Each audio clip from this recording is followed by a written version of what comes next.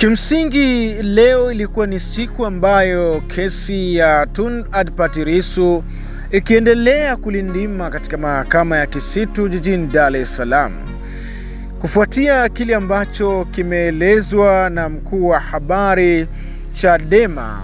Kimeshtua mashabiki na wafuatiliaji wa siasa za nchini Tanzania, hasa kile ambacho kimeelezwa na mkuu wa idara ya habari Chadema Gervas Lienda. Naona bwana ameweza kusema leo Februari 12, 2026 akiongea na waandishi wa habari nje ya mahakama kuu kanda ya Dar es Salaam. Amesema kwa kitendo alichofanyiwa mwenyekiti wao Tundu Lissu leo kimewatia hasira sana na wanachama wapenzi wa chama hicho, chama cha Chadema.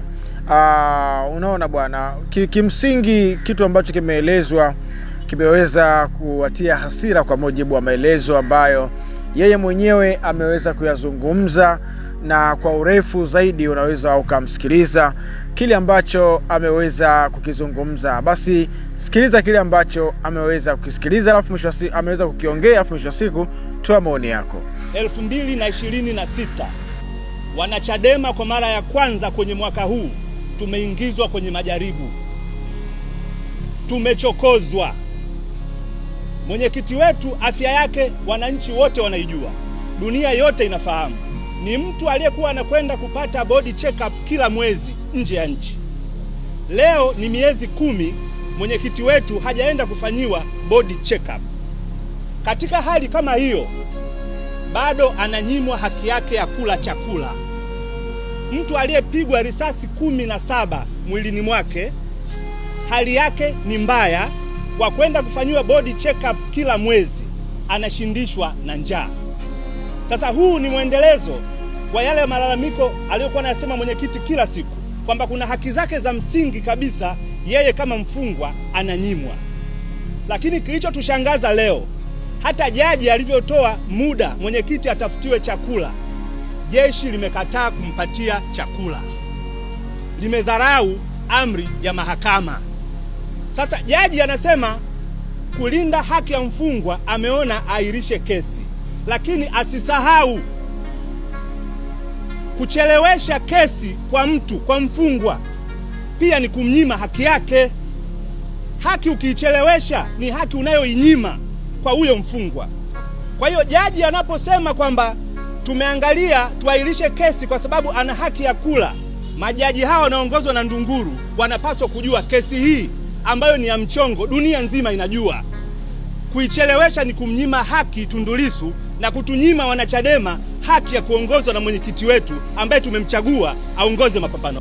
Sasa je, maoni yako ni yapi juu ya hiki ambacho umekisikia na taarifa hizi ambazo zimeweza kukufikia wewe kokote kule ambako uliko? Unaweza ukaandika maoni yako na unatathmini nini kuhusiana na hiki ambacho kinachoendelea na Tundu Lissu. Hatima yake unadhani itakuwa je, wewe kama mwanachama wa chama hiko cha Demokrasia na Maendeleo, lakini pia wewe kama mdau wa siasa nchini Tanzania, hata kama ni nje ya Tanzania pia toa maoni yako barabara, ili mwisho siku sasa maoni yako yaweze kuchagiza katika anga za kimataifa zaidi. Mimi ni kushukuru sana kwa sababu umekuwa ni mtu ambaye upo nasi wakati wote, lakini ni kuombe kitu kimoja, kwa sababu taarifa hizi bwana zinasogezwa na kuletwa kwako wewe kupitia channel hii hapa. Kama ilitokea tu umeweza kupata habari hii sasa hujasubscribe, nikwambie kwamba jambo jema na jambo zuri la msingi zaidi ni kuombe ndugu yangu subscribe channel hii ili unapata taarifa zetu kila wakati ambao tunakuwa tunapandisha kazi zetu, na kwa kwanza kuweza kuona kazi ambazo zinazopandishwa katika channel hii hapa.